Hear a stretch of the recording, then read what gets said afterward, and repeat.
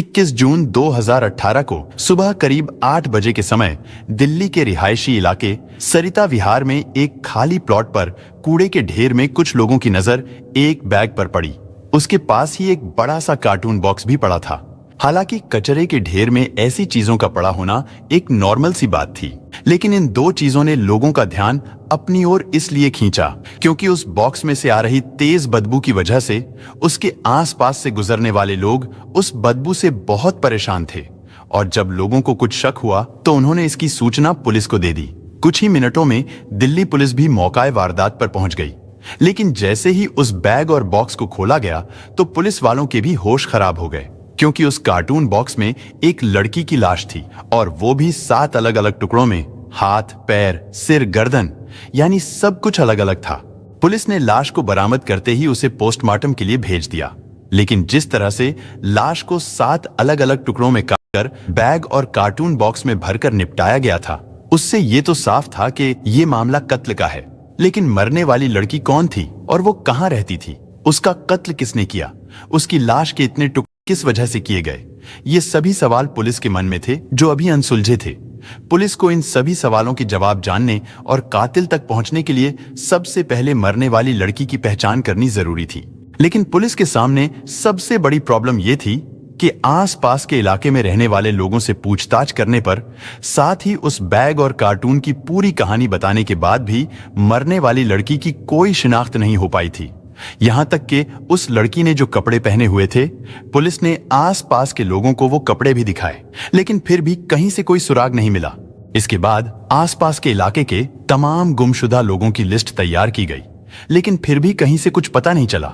इसी तरह कोशिश करते करते कई दिन बीत गए, लेकिन फिर अचानक जांच के दौरान पुलिस की नजर एक ऐसी चीज पर पड़ी जिससे पुलिस को लगा कि शायद इससे मरने वाली के बारे में कोई सुराग मिल जाए।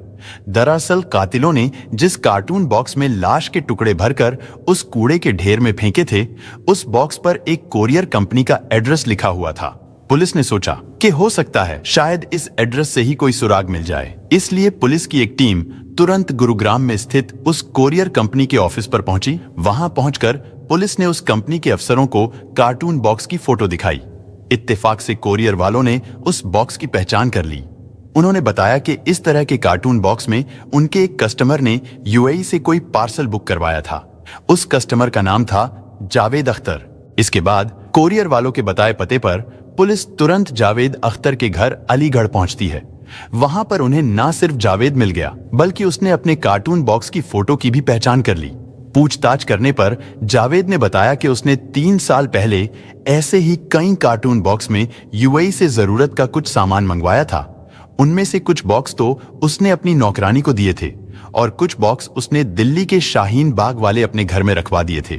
जावेद अख्तर ने बताया कि शाहीन बाग वाले उस मकान में कुछ लड़के किराए पर रहते हैं। इसके बाद पुलिस तुरंत दिल्ली के शाहीन बाग पहुंची, क्योंकि अब पुलिस की सारी उम्मीदें जावेद अख्तर की नौकरानी और उसके शाहीन बाग वाले मकान पर टिकी हुई थीं।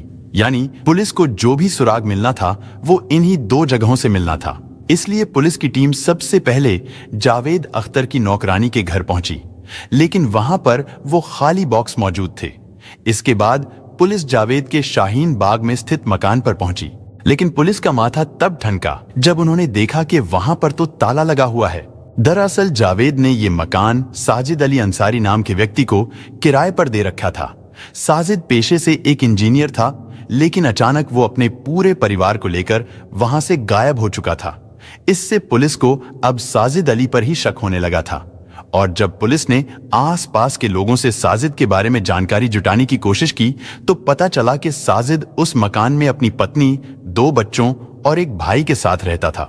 पड़ोसियों के मुताबिक साजिद ने उन्हें बताया था कि वो ये मकान छोड़कर जा रहा है, यानी अब वो कहीं और जाकर रहेगा। इसलिए उसने आसपास के दुकानदारों, धोबी और ऐसे ही काम करने वाले कई लोगों के पैसे भी चुका दिए थे।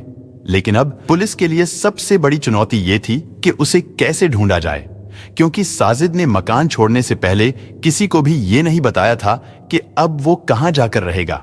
यहां तक कि उसने अपने दोस्तों और करीबी रिश्तेदारों को भी इस बारे में कुछ नहीं बताया था, जिसकी वजह से पुलिस का शक अब साजिद पर गहराने लगा था। लेकिन उस लड़की के कत्ल का राज जानने के लिए पुलिस को अब हर हाल में साजिद अली अंसारी तक पहुंचना जरूरी था। साजिद का पता लगाने के लिए पुलिस ने शाहीन बाग में दुकानदारों और पड़ोसियों से पूछताछ करनी शुरू की। इस पूछताछ में पुलिस को एक बहुत बड़ी कामयाबी मिली। पुलिस को पता चला कि साजिद का बड़ा भाई हसमत अली अंसारी भी शाहीन बाग में ही रहता है, लेकिन उसका मकान साजिद के मकान से थोड़ी दूरी पर है। हसमत के बारे में पता चलते ही पुलिस बिना देरी किए तुरंत उसके घर पर पहुंचती है। पुलिस को न सिर्फ हसमत बल्कि इत्तेफाक से साजिद भी वहीं पर मिल गया। लेकिन अब सवाल था, क्या साजिद ही वो व्यक्ति है जिसने उस लड़की का कत्ल किया था? लेकिन वो लाश किसकी थी जिसे कार्टून बॉक्स में भरकर ठिकाने लगाया गया था? और अगर साजिद का इस कत्ल से कोई लेना देना नहीं था तो फिर अचानक उसने अपना मकान क्यों छोड़ दिया था? सवाल तो कई थे पर अभी जवाब एक भी नहीं था। लेकिन अब पुलिस को भी हर सवाल का जवाब चाहिए था। इसके बाद पुलिस ने साजिद और हसमत अली से पूछताछ शुरू की। पहले तो साजिद और हसमत ने पुलिस को गुमराह करने की बहुत कोशिश की। उन दोनों ने खुद को बेकसूर बताया। मकान बदलने को भी साजिद ने महज एक इत्तेफाक ही बताया।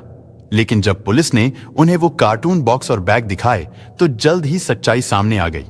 उस कार्टून बॉक्स और बैग को देखकर साजिद की जुबान लड़खड़ाने लगी, जिसके बाद कड़ाई से पूछताछ करने पर उसने अपना जुर्म स्वीकार कर लिया कि उस लड़की का कातिल कोई और नहीं बल्कि वही है, और वो लड़की भी कोई और नहीं बल्कि उसकी पत्नी राजबाला उर्फ जूही अंसारी थी। लेकिन सबसे बड़ा सवाल ये था कि आखिर साजिद ने अपनी ही पत्नी की जान क्यों ली, और कत्ल करने के बाद उसे टुकड़ों में काटकर क्या उसने अकेले ही ठिकाने लगाया था या फिर इस काम में उसके साथ कोई और भी शामिल था? अब साजिद पुलिस की गिरफ्त में था। वो अपना जुर्म भी स्वीकार कर चुका था, लेकिन उसने अपनी पत्नी के कत्ल की जो वजह और तरीका बताया, उसने पुलिस वालों का भी दिमाग घुमाकर रख दिया। दरअसल इस घटना से करीब 7 साल पहले यानी साल 2011 में बिहार के चंपारण की रहने वाली राजबाला के मोबाइल पर साजिद का फोन आया। ये एक रॉन्ग नंबर था। उस समय राजबाला उर्फ जूही ना तो साजिद को जानती थी और ना ही कभी उसने साजिद को देखा था। अब इसे एक इत्तेफाक कहें या फिर जूही की बदकिस्मती, लेकिन चूंकि किस्मत में उन दोनों का मिलना लिखा था तो उसी दौरान जूही को रॉन्ग नंबर वाले साजिद से प्यार हो गया।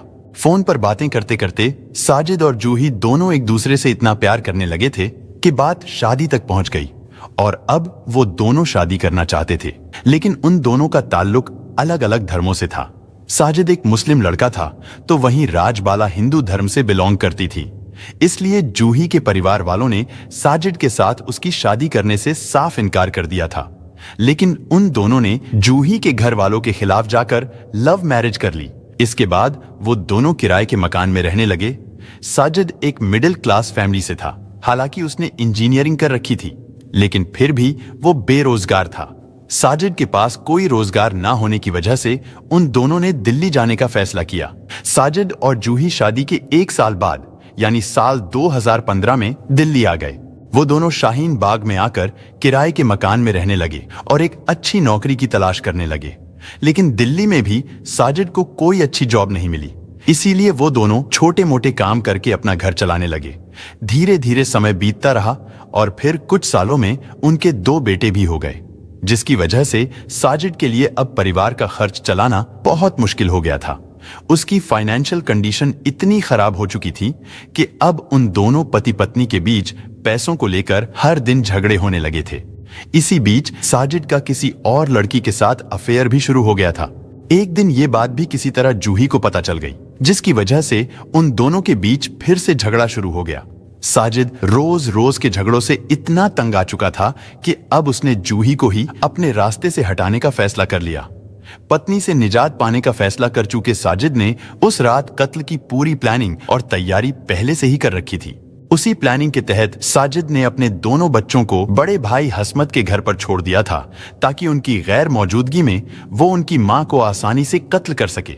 हालांकि पति पत्नी के बीच झगड़े किस घर में नहीं होते, लेकिन उस दिन जूही को नहीं पता था कि अपने पति साजिद से झगड़ा करना ही उसकी मौत की वजह बन जाएगी। रोज रोज के झगड़ों से तंग आ चुके साजिद के दिमाग में तो उस रात कुछ और ही चल रहा था। उस रात घर पर साजिद और जूही अकेले थे, लेकिन अब जूही की जान लेने के लिए भी साजिद को एक वजह चाहिए थी। उसके लिए साजिद ने उस रात खुद ही जूही के साथ झगड़ा करना शुरू कर दिया। उस रात पहले तो उन दोनों में जमकर कहासुनी हुई और फिर साजिद ने वही किया जो उसके दिमाग में पहले से ही चल रहा था। वो अचानक अपनी जगह से उठा और उसने पूरी ताकत से जूही का गला दबाना शुरू कर दिया, जिसकी वजह से चंद मिनटों में ही जूही की जान चली गई। लेकिन अब साजिद के सामने चुनौती ये थी कि अपनी पत्नी की लाश को कैसे निपटाया जाए, क्योंकि ये उस अकेले के बस की बात नहीं थी। तो पति पत्नी के बीच में जब झगड़ा होता है तो मौका देख करके साजिद अली अंसारी ने अपने बीवी जूही का गला घोंट करके, ये उसका डिस्क्लोजर है, वो कहता है वो गला घोंट करके उसकी हत्या कर दी। और उसके बाद उसने लाश को ठिकाने लगाने के लिए अपना भाई इश्तियाक को बुलाया। ये दोनों ने मिल करके उस दाव से इसके शरीर को टुकड़े टुकड़े उन्होंने किया। और इस तरह 5 फुट 2 इंच की जूही अब 3 फुट के एक कार्टून और 1 फुट के बैग में पैक हो चुकी थी। लेकिन अब उन दोनों भाइयों के सामने चुनौती ये थी कि अब उन्हें लोगों की नजरों से बचकर उन टुकड़ों को ठिकाने लगाना था। साजिद और इश्तियाक जब जूही की लाश को 7 टुकड़ों में बांटकर 2 अलग अलग कार्टून और बैग में भर चुके, तो इसके बाद उन्होंने रातों रात वहां से खून के छींटे भी धोकर साफ कर दिए, ताकि वहां पर कत्ल का कोई भी सुराग बाकी ना रहे।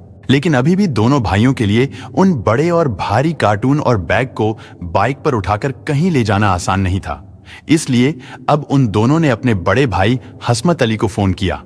इस गुनाह में अपने भाइयों का साथ देने के लिए हसमत अली अपने किसी दोस्त से उसकी कार मांग लाया और फिर वो तीनों भाई रात के तीसरे पहर यानी सुबह होने से कुछ देर पहले जूही की लाश को लेकर निकल पड़े। वो लोग पहले तो देर तक उस पूरे इलाके के चक्कर लगाते रहे ताकि लोगों की नजरों से बचकर उस लाश को ठिकाने लगा सकें, और फिर उन्हें सरिता विहार के हाजी कॉलोनी इलाके में एक कूड़े का ढेर नजर आया। इसके बाद चुपके से कार्टून और बैग दोनों को कूड़े में फेंककर वो लोग वहां से फरार हो गए।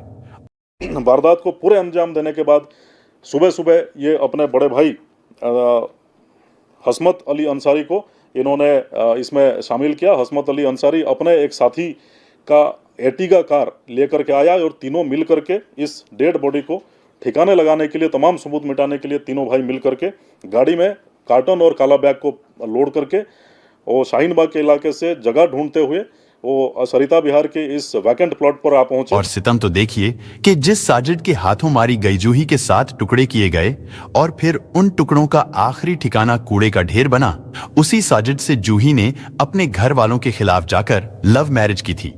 लेकिन कहते हैं कि एक झूठ को छिपाने के लिए कई झूठ बोलने पड़ते हैं। हालांकि यहाँ तो बात लाश को छिपाने की थी। भाइयों ने उसके जुर्म को छिपाने की पूरी कोशिश की, जिसमें एक भाई ने कत्ल के बाद अपनी भाभी की लाश के टुकड़े करने में अपने भाई की मदद की, जबकि दूसरे भाई ने उनके साथ मिलकर लाश को ठिकाने लगाने में उनका हाथ बटाया। इधर 7 जन्मों का साथ निभाने का वादा कर साजिद ने राजबाला उर्फ जूही के साथ इस घटना से 7 साल पहले ही शादी की थी। लेकिन मात्र 7 सालों के भीतर ही आर्थिक तंगी को लेकर उन दोनों के रिश्ते इतने खराब हो गए थे कि साजिद ने अपनी पत्नी को बड़ी ही बेरहमी से कत्ल करके उसकी लाश के साथ टुकड़े कर दिए। लेकिन जिस बॉक्स में लाश को ठिकाने लगाया गया था, आखिर उसी बॉक्स के जरिए पुलिस ने कातिलों का पता लगा लिया था। वैसे वजह चाहे जो भी हो, लेकिन यह जुर्म जितना खौफनाक था, इसकी कहानी भी उतनी ही अफसोसनाक थी। खैर, पुलिस ने उन तीनों के दिए गए बयान और सबूतों के आधार पर उनके खिलाफ चार्जशीट तैयार करके उन्हें कोर्ट में पेश किया गया, जहां से उन्हें जेल भेज दिया गया। हालांकि ये केस अभी भी कोर्ट में चल रहा है और आरोपियों को सजा होना अभी बाकी है। जूही के कत्ल के बाद उसके दोनों बेटे नाना नानी को सौंप दिए गए थे और उन दोनों बच्चों की परवरिश जूही के माता पिता ही कर रहे हैं। दोस्तों, इस घटना को सुनाने का उद्देश्य किसी का दिल दुखाना नहीं है, किसी को परेशान करना नहीं, बल्कि आपको जागरूक करना है, आपको सचेत करना है। दोस्तों, इस पूरी घटना के बारे में आपकी क्या राय है? कमेंट बॉक्स में जरूर बताएं। और अगर हमारी मेहनत पसंद आई हो तो इस वीडियो को लाइक करते हुए शेयर भी करें। अगर आपने अब तक चैनल को सब्सक्राइब नहीं किया है तो हमारे चैनल को सब्सक्राइब कर लीजिए। धन्यवाद।